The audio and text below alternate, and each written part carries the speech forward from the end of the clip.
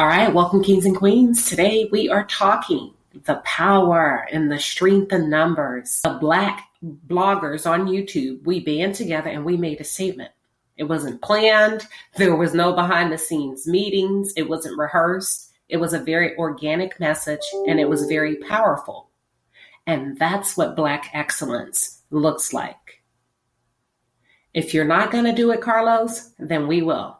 You took 3 couples and you completely dismantled the reason and the concept of why they came together, or at least what you presented to us.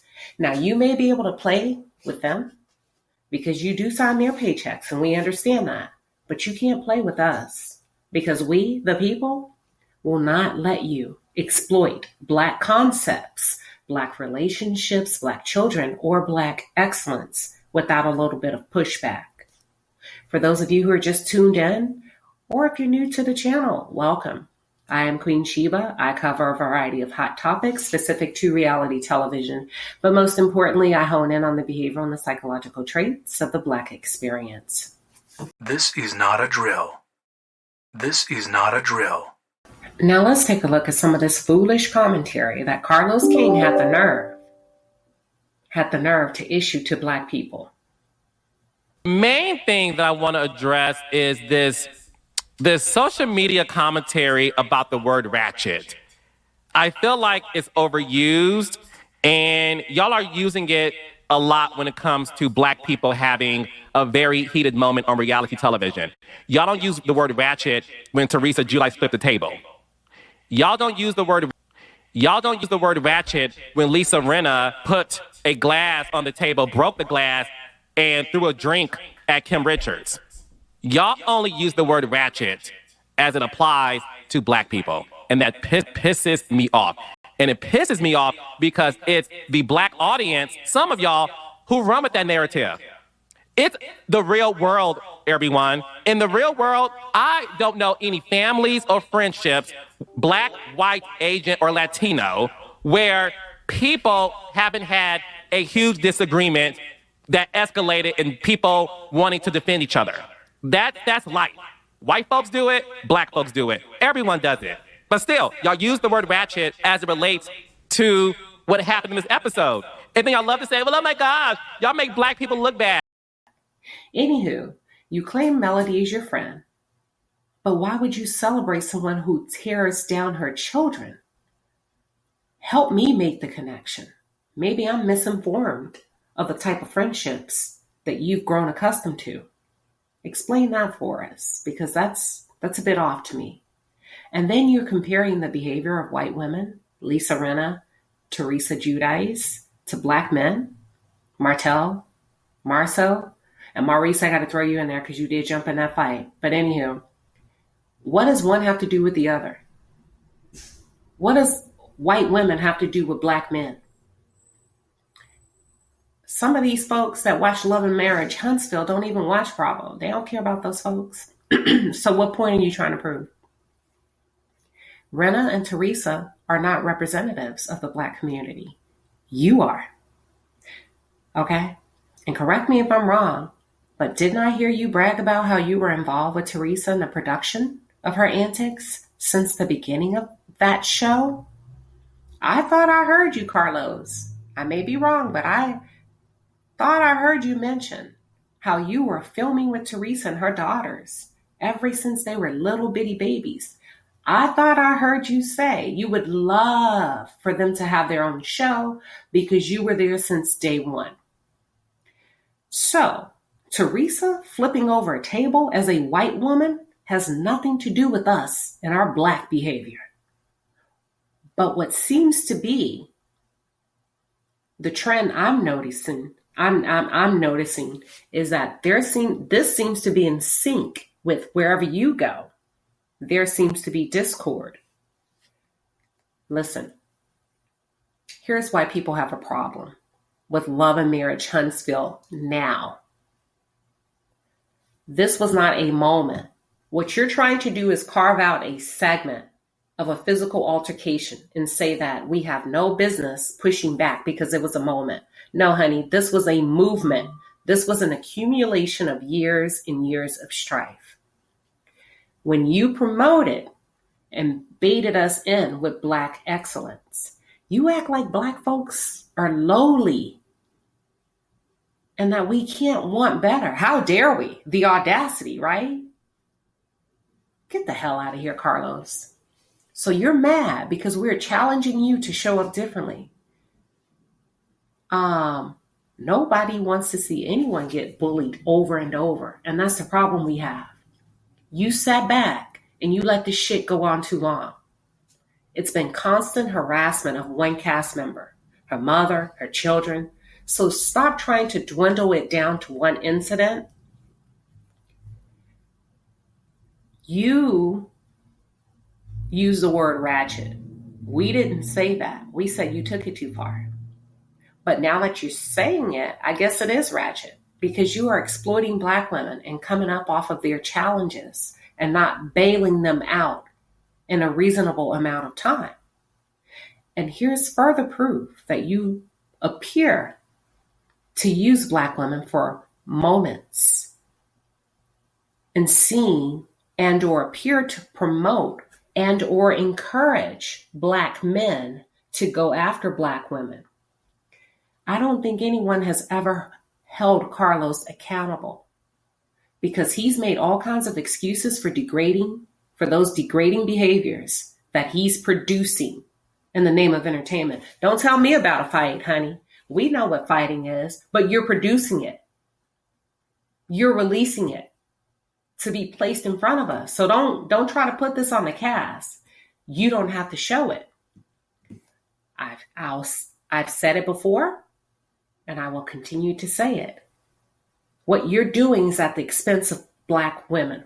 You use the muscle of toxic, broken men to devalue Black women. And I'm going to show y'all an example that came out of his mouth because I want y'all to know we can't make this shit up.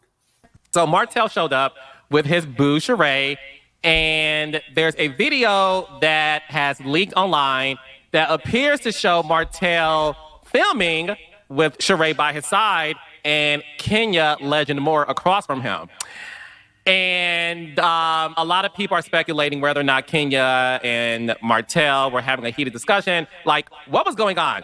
So, look, y'all about to get me in trouble, honey. I got bills to pay. The only thing I'll say is I heard it went down basement and that, Martel versus Kenya. To know that something may have went down with Martel and Kenya, one thing we know about Martel speaks his mind. Unlike most of the husbands on the show, Martel speaks his mind and he goes off on anybody that he feels is going off on him. We've seen it on my show, Love and Marriage Huntsville, and Martel speaks his mind. He's a Capricorn. He pledged the fraternity Kappa Alpha Psi. So to know that him and a Titan like Kenya had a moment, I can't wait. He's going to make sure that these women know, like, I'm not the husbands y'all used to. Like, I am going, if y'all go gutter, I am going Jason Friday the 13th basement on ya. Okay? Martel ain't the one to play with. He's not. And it'll be interesting to see how Sheree handles it because, look, Sheree and Kenya are friends.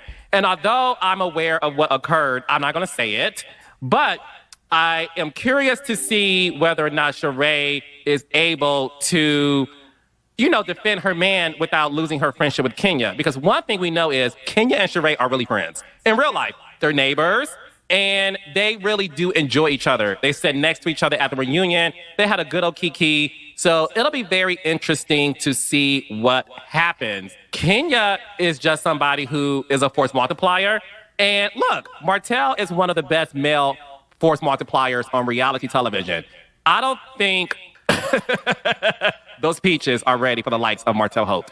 And what's so interesting is, not since Peter Thomas have you seen a husband on the show just speak his mind and don't care if he's involved in the women's business or not. So it'll be interesting. Now look, Martel is still, I want to make it very clear, my loves, Martel is still very much a part of the Love and Marriage Huntsville universe. So, he went over there to play with the girls for a second. That's cute. So the only thing I'm going to say is buckle up, because I can't wait to get my hands on Sheree Whitfield in Huntsville. Stay tuned. You big dummy. All right, so I got to keep it real. One thing that Carlos is consistent with, if don't nobody love Martel, baby Carlos does. Why are you promoting Martel taking his behind over there to Bravo to verbally beat up on those women? I don't understand that. Don't nobody get off on that behavior but you.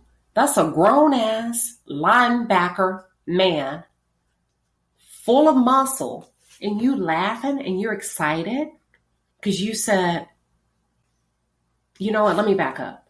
That's the reason people are pissed off at you, Carlos. Because of that type of foolish behavior. Those type of narratives that you put out there promoting. Now, what if he put his damn hands on Kenya? Then what? Okay? Because you let them beat up on Melody so long and spoken from your own mouth. And Martel is nothing to play with, honey. So, why are you promoting this type of aggressive, horrible behavior is the question. He's nothing to play with. We know. We've seen him have to be physically restrained. We've seen him go after Melody. We've seen people intervene because according to you, he's nothing to play with. We've heard from Melody how he pushed a production member to the ground, and you promoting this and somebody, let me be clear. He's not going anywhere. Okay, well, that tells me a lot about you and who you are and what you stand for. Okay, that's why I said this isn't a moment. So what you're not going to do is play in our faces and talk about why are we mad about a moment. No, this is the energy. This is the attitude and the tone of what you're producing, because it can't walk out the door without your approval, which tells me you let this shit go on purpose on Love and Marriage Huntsville. And then you try to play Melody talking about how come you didn't tell me? Shit, because you knew. I ain't got to tell you. You see Martel acting up. Melody ain't got to tell you. You see it just like the rest of the world. Why does she have to pick up the phone to call you as a producer? You got two eyes. Hell, you knew Martel went over there and got aggressive with Kenya. You didn't see him get aggressive with Melody. Now it requires a phone call. And then you lowered your voice to make it clear that Martel is very much a part of Love and Marriage Huntsville. My question to you is, why do you speak of Martel as if he's a woman? That was like weird. Yes, once he's done playing with the girls. That is a man.